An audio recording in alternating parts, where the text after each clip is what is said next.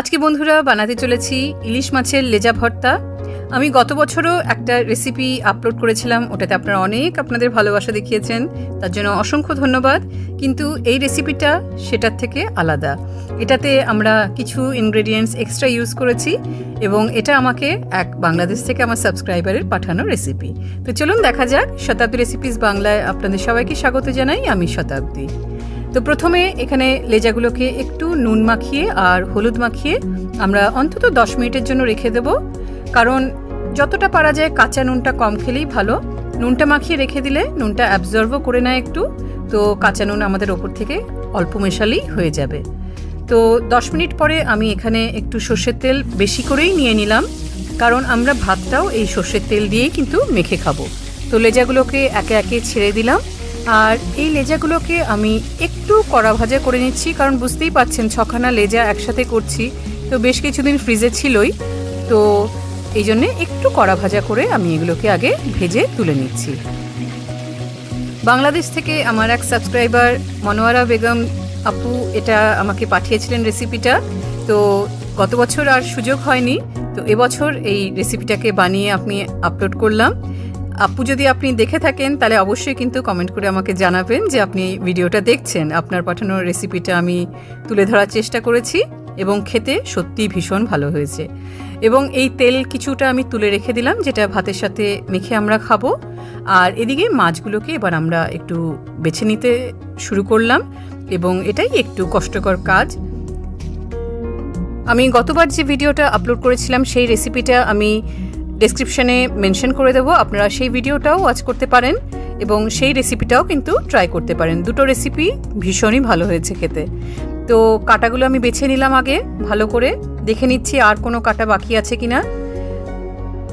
এবার কড়াইতে তেলের মধ্যে আমরা কিছু শুকনো লঙ্কা দিয়ে দিলাম। আমি এখানে 3-4টে শুকনো লঙ্কা এরকম টুকরো করে কেটে দিয়ে দিয়েছি। শুকনো লঙ্কা পোড়ার গন্ধটা বা শুকনো লঙ্কা ভাজার গন্ধটা এটা কিন্তু একটু আলাদা হয়, তো এখানে আমি ভেজে দিলাম।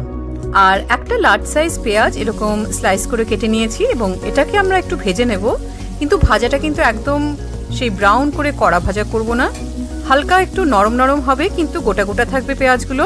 সেই স্টেজ অবধি এটাকে একটু ভেজে নিতে হবে। হালকা যখন কালারটা একটু পিঙ্ক কালারের মতো হয়ে আসবে তখনই আমরা কিন্তু গ্যাসটাকে অফ করে দেব।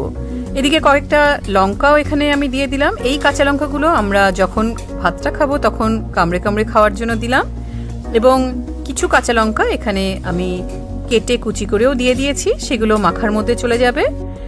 আর এখানে এই আদাটা দিলাম, 1 ইঞ্চি মতো আদা আমি এখানে এরকম গ্রেট করে দিয়ে দিয়েছি।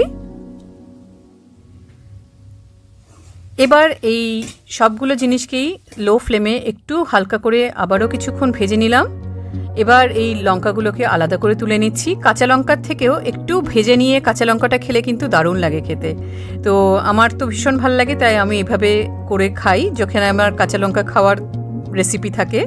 তো এইভাবে আপনারা একবার ট্রাই করে দেখবেন।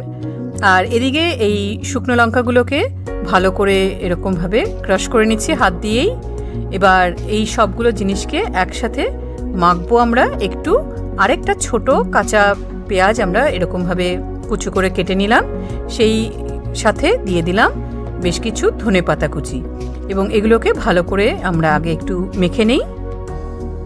আমার চ্যানেলটাকে যারা সাবস্ক্রাইব করে আর ভিডিওগুলো ওয়াচ করে আমাকে এগিয়ে যেতে সাহায্য করছেন তাদেরকে অসংখ্য ধন্যবাদ জানাই। আজকে যারা নতুন এসেছেন অবশ্যই চ্যানেলটাকে কিন্তু সাবস্ক্রাইব করে দেবেন, আর নোটিফিকেশন বেলটাকেও অন করে দিতে ভুলবেন না, আর পারলে লাইক করে সবার সাথে শেয়ার করে দেবেন। একটু জাস্ট টেস্ট করে আমি দেখে নিয়েছি, নুনটা হালকা একটু কম ছিল, তো অল্প একটু জাস্ট কাঁচা নুন ওপর দিয়ে দিয়েছি।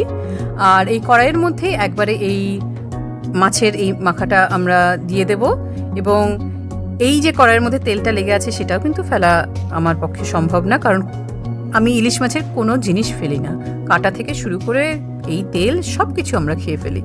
তো এবার এগুলোকে আমি ভাগে ভাগে ভাগ করে নিলাম বল বল করে।